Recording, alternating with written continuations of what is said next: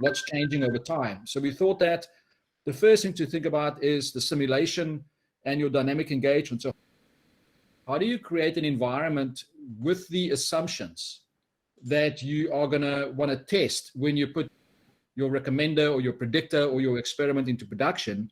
And we found that simulations are immensely useful. It's not just useful for you to interpret the results, but it's also really useful for you to go and figure out if the performance and the security and the downstream execution is all in place. So that means that maybe this, I want to take a step back. In our world, we talk about, instead of a prediction pipeline, we talk about permanently in production. So that means that you've got your scoring engine that's permanently in production. It's bolted into your infrastructure. It's pre-validated. And now what happens is that now that it's bolted in production, you want to create a new configuration in that scoring engine. You want to alter its parameters in real time. You want to alter its behavior on how it engages with its environment while you are busy engaging. And we found that this thinking is not something that at the moment is in the contemporary view of how people do this, because the contemporary view is that very staged, very waterfall, decide when something is right, put in production. And we found that in a dynamic world, you cannot use that phenomena. It's really too difficult. So that means that a simulation gives you your first step of how you can then go and validate and see that you're actually doing the right thing. The next one is the kind of, we came up with an acronym for this, but it's unvalidated. You can give us some feedback, tell us if this is going to work or not. But there's this kind of NTP phase. And an NTP phase is the new to production phase.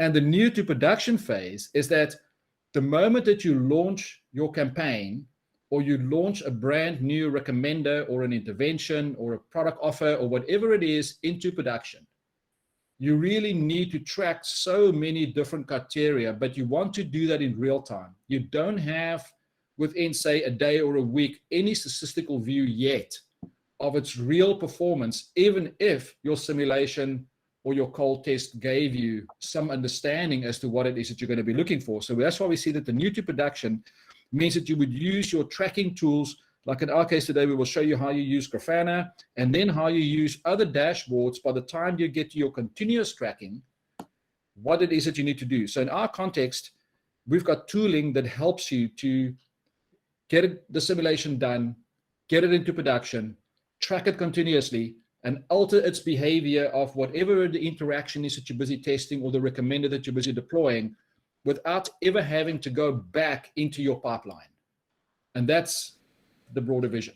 So the idea today is that Eric will take you through the sequence and we'll contribute as we go. Some clarity on anything that maybe we need to discuss, or guys okay? I'll just give a sort of, for people that aren't familiar with the reasons why you would do this, what benefits can companies or people can expect from experimentation, understanding your predictions? Okay, listen, Rob, I probably should have had a few slides for that. Maybe for our next session we can tackle that. But for everybody else, let's just quickly talk about why we think that this concept is important to consider when you deploy any of your predictions.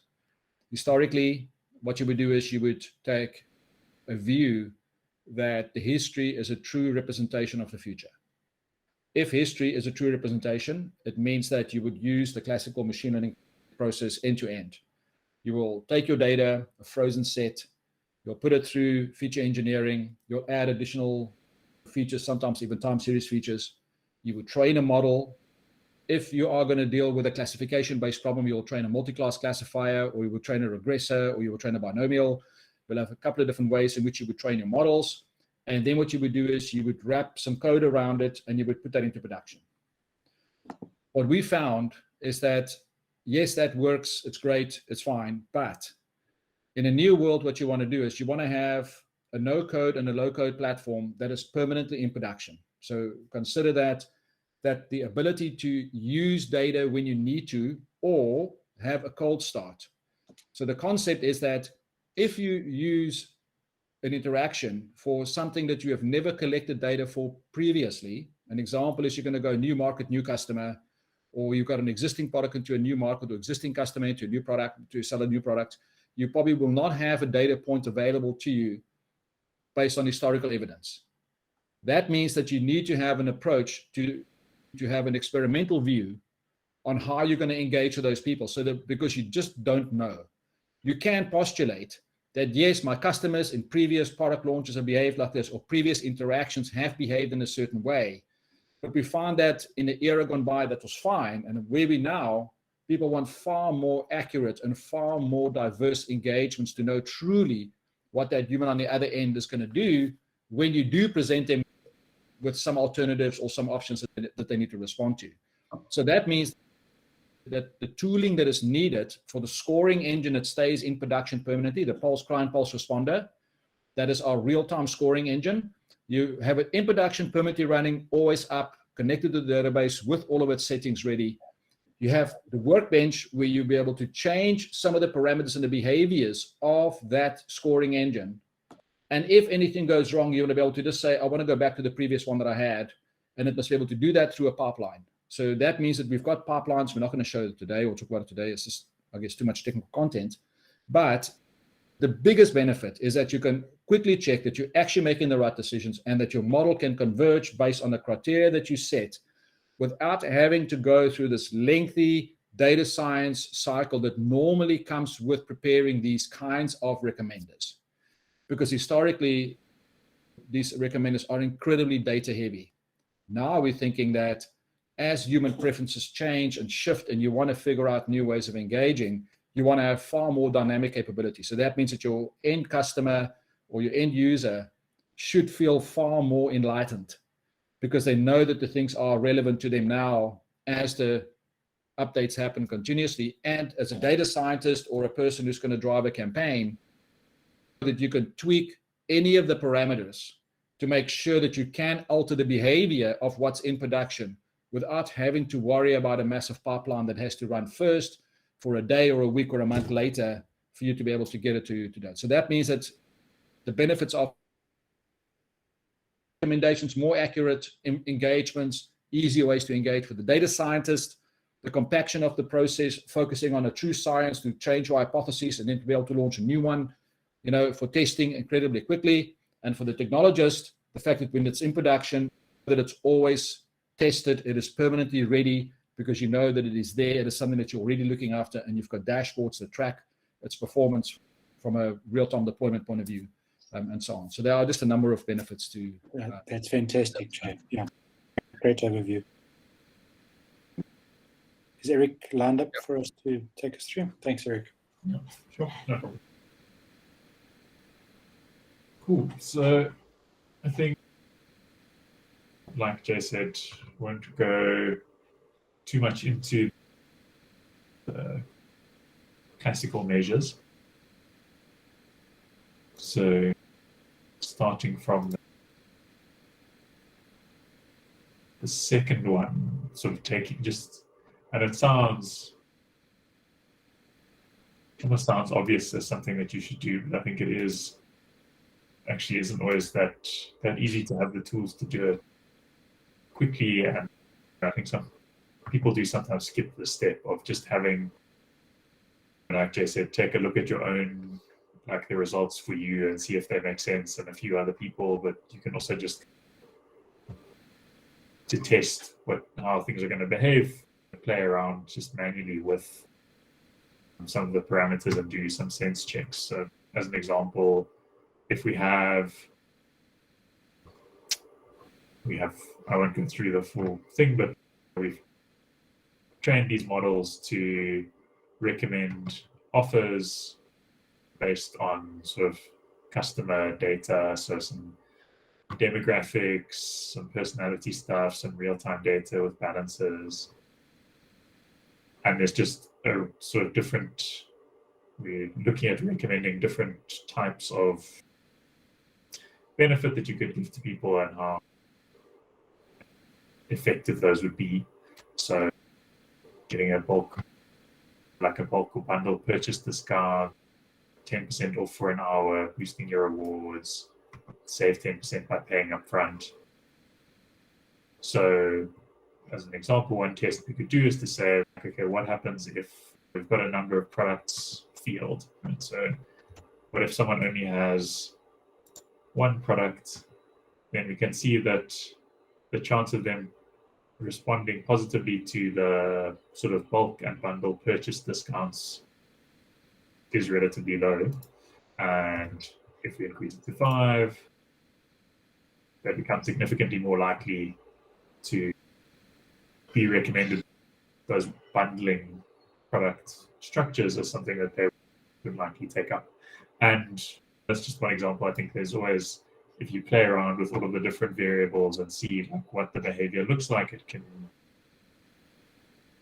give you a good understanding of how things are going to behave. And it doesn't always need to be that it immediately makes sense to you, but it's important to try and understand why would something be behaving the way it is. I think in this case that people with more products respond more positively to bundled offers makes a lot of sense. If it was the other way, I think it would be important to understand, is that something real, dig into it a bit more, or maybe there's something funny with your data or the way the model is producing results or something like that. And then, like Jay said, you can put in either your customer number if it's linked to a feature store and you're testing it through the API, or you can just put in your specific data, all of these fields, and do the prediction and see if that would make sense to you. So I think that's the first part of it. And then the next bit of simulation is a generalization of that. So instead of saying, let me play around with changing one or two things and seeing if it makes sense. So yeah, basically you want to see if changes in the data or the people that you're looking at have kind of changes in your prediction results that make sense or that you can understand or explain in some way. So as an example, we have these different benefit structures that we'd be recommending. So there's bundling things, short-term discounts, boosters to rewards, etc. So if we make this number of products field 1, so someone just has a single product with this company, you can see that they have quite a low chance of being recommended a bundled product. Whereas if you increase it, that chance goes up significantly, which makes a lot of sense because someone who is engaged, more heavily engaged across the company would be more likely to respond positively to a bundled purchase.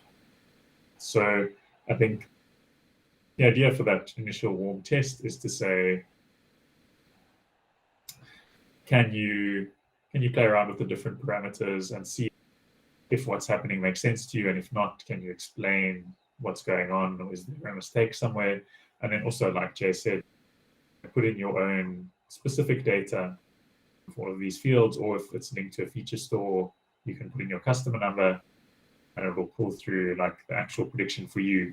Do it for a couple of people and see if all of that makes sense. So then what I was moving on to is saying simulations is then the next step, which is the generalization of those manual checks. And the idea is to create simulated people who would be interacting with your system and see how the whole environment and system and the predictions change based on what those people look like, and understand why that's happening and if that's the behavior that you would be expecting. So what I was saying is, this is just for a wireframe example of the setup to illustrate it, but to currently you can run this in our tool. You just have to do a bit of an API. You have to do it through an API call. But just to illustrate the purpose, the idea is to say, how much information do you have or can you estimate about how people are going to behave? when interacting with this recommendation that you're going to make. And then if you put in those assumptions about how people are going to behave and you simulate those interactions, a lot of times, what does the result look like? So, and just to illustrate kind of the level of information you can include or not, you could just say, I want to run a certain number of iterations, and I'm going to assume that everyone's going to have a 1% take-up rate for all of my offers. That would be a very basic simulation, but it could be that we don't have any more information about that. I think you would then play around with different versions and see what happens, and see which offers get recommended how many times. And like I said, it also gives you a chance to test all of the more technical stuff. So you've linked everything together. The data that you're getting through is working. The predictions are happening at the expected speed. You're getting your 10 millisecond response times to make the predictions. All of that stuff is working. But then you can also see, okay, how quickly does it converge on different options? How does the explore exploit work? You get to see all of that kind of illustrated to you for those parameters.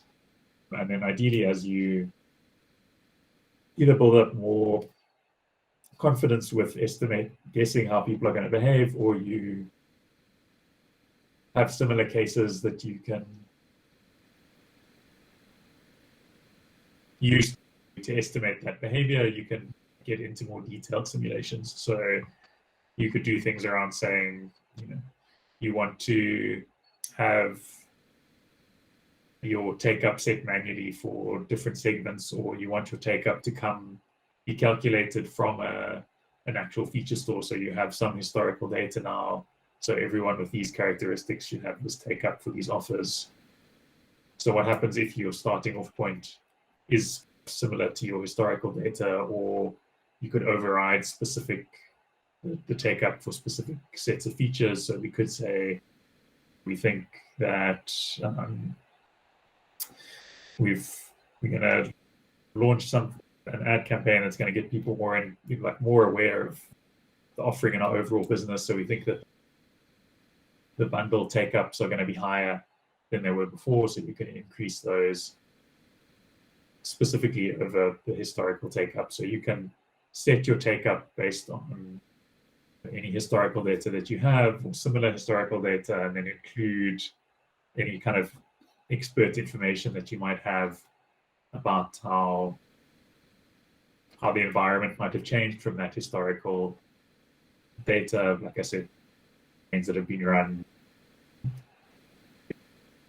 Is it going to run over a special period? Is comrades happening at the same time? All of those sort of things, you can put in estimates for how things might change. And then what I think is key is you can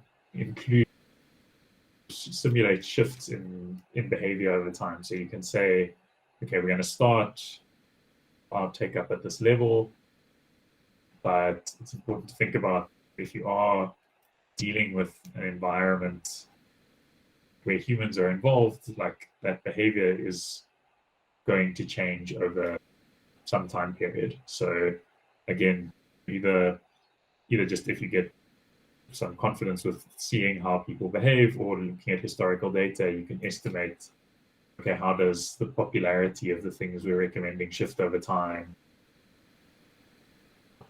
At what rate does that happen? Is it a cyclical thing or a linear thing? So stuff is popular and then just drops down and new stuff takes its place, or do things become popular, then unpopular, then popular again? And you can simulate different versions of that and see what happens. And then the idea is to then run that simulation and have basically a bunch of simulated users interacting with your recommendations. and basically having a fake person come in with specific characteristics, and the actual simulation engine will the client pulse responder, which is the production deployment that you've set up, will recommend something to them, and the simulation engine will then use all of these parameters that you've set up and decide whether they take that offer up or not. And that will run over and over again, and you'll be able to see, okay, what offers are being recommended, what aren't. Does this behavior of the algorithm look strange and unexpected, given that you know exactly what the behavior is of the people who are interacting with it? So it could be that something is popular, but it's not being surfaced and you can dig into whatever reason that is, or you can see that the algorithm is focusing too quickly on areas rather than exploring as much as you wanted to, etc., etc. And I think there's two views that you get out of that. So the one is similar to the production view. So you can see, and I mean, I'll talk to this again when I talk to the next piece, but because it's a simulated production environment, you'll get your normal production dashboards that you can look at, which will show you how many offers are accepted versus rejected, what offers are being presented, how quickly is it happening, etc., etc. What are the scores of all the different offers, when they were recommended, and what was the scores of the accepted ones versus the rejected ones. And these dashboards you can customize these to display whatever you would want to display, but this would give you a view of what you'd expect your production environment to look like given your simulation. And then you can have other views that show you how the kind of parameters of your algorithm and how it's learning over time and what rate that's happening at. And is that kind of what you were expecting when you set it up? If it's more of an experimental view, is it distributing the different offers with the expected ratios and giving you the information or the learning and the new knowledge that you would be looking for? Or is it learning too quickly or not quickly enough? All of that sort of information. So I think the idea behind the simulation is twofold. One, test it that everything's actually working and all the plumbing's put together properly, etc., etc. And the second, get an idea of what's going to happen when you actually do your deployment. The next piece is that, what I was talking about of new to production. So once you push your kind of configuration to always in production environment that Jay was talking about, you can observe in real time what is happening with that deployment and see if there's two things that you then want to check. Does this look similar to what I was expecting based on my simulation? And it's definitely not, does this look the same at all? But if there is something that is very different from what you're expecting to happen, it's worth investigating why that is the case. Is it something that you need to fix, or is it just something that you weren't aware of and what you've put into place is still going to give you the outcomes that you were expecting? It also just lets you check, is anything obviously going wrong? So basic example of something you could look at is to say, okay, well, if I look at the offers that are being presented, rewards booster is being presented very infrequently. Is that similar to what I saw in my simulation, or has something gone wrong somewhere? Maybe my model thinks that this offer is less important than it actually is. And you can either go back and check that, or that's actually no rewards booster. Only a very few people are eligible for it. And this goes through an eligibility filter, so it makes sense that it's this low. And you could also check and say, okay, but actually, if I look at the offers accepted, I see that it hasn't been offered very often, so I can't really draw too much of a conclusion. But also, no one who was offered it has accepted it. So maybe it is that it's actually just not a very popular thing to present to people. And you can go back in your historical data and check, actually, has the take-up always been very low, and this low weighting is as expected and came through in the simulation, or like I said, something's gone wrong, or maybe your eligibility rules, there's an error that's come through in the eligibility rules somewhere. So a lot of people who should be getting this offer and are the ones who would take it up aren't. So just as an example of sort of the basic things that you can see quickly if you have these real-time dashboards. This is like 10 minutes worth of interactions with not, you don't need, you can see this is just a few hundred interactions, but you can already see if something looks unexpected, especially if you already have that simulation view that you've run that gives you a baseline of what you might be expecting to see. Yeah, that's the new to production. You can keep track of all of that and compare it to how what you were expecting the behavior to look like based on your simulation. Yeah, so the context is that we just find that if you build a recommender out of the box and you use collaborative-based models or you use content-based recommenders, the model is not that important because you have an algorithm that deals with how you do the filtering.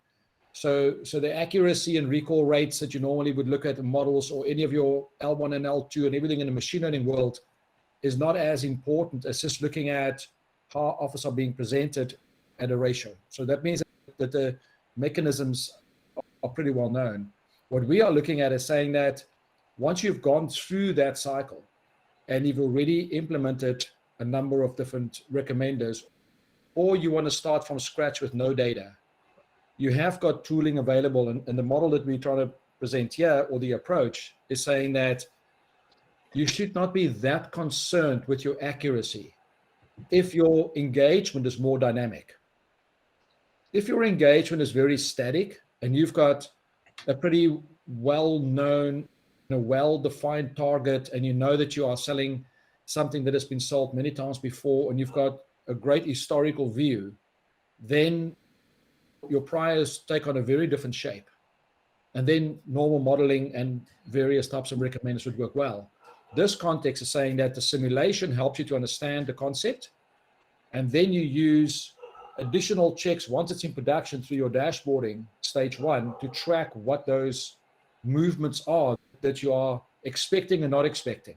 So that means the analyst is still important in interpreting the results. And that's the construct. Okay, thank you. Sorry, Jay.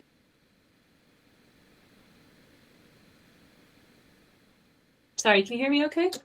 Yeah. Yeah, sorry, my headphones. Just in terms of when you're in production then, and say you want to make like a kind of a significant change, would you go back to simulation then?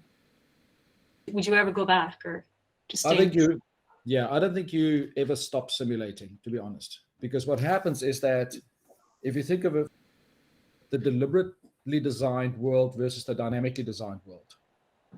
The deliberately designed world works off the notion that a bunch of people stand around, take their own experiences in the context of their clients into account, take some data maybe for a model that they're going to be training, and then putting it into production, and then look at it again a month later or a year later or months later.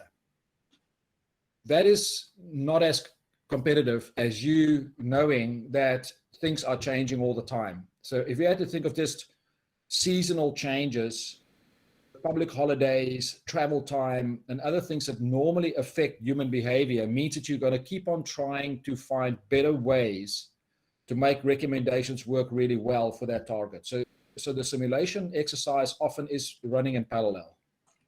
Because once you have something in production, and let's say that you've got an existing set of parameters in production that you've configured and a set of models that you know that work well, and you know that it's generating good revenue for you, you probably still will create a control group that you are going to test alternative options to keep on getting better at this thing.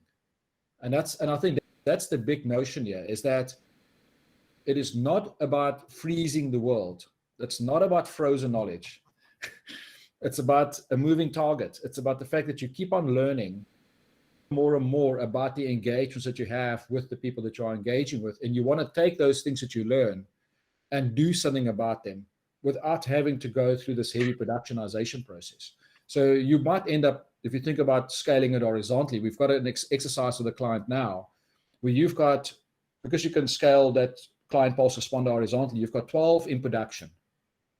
One of the things that we will talk about in future sessions is the thing around how you would now deal with experimentation selection. So you want to say that, let's say that you're a big company and you want to sell a type of product just to your own employees to test a certain hypothesis. You should be able to set up an experiment, target just say your employees, or target just a certain segment or just a certain geography.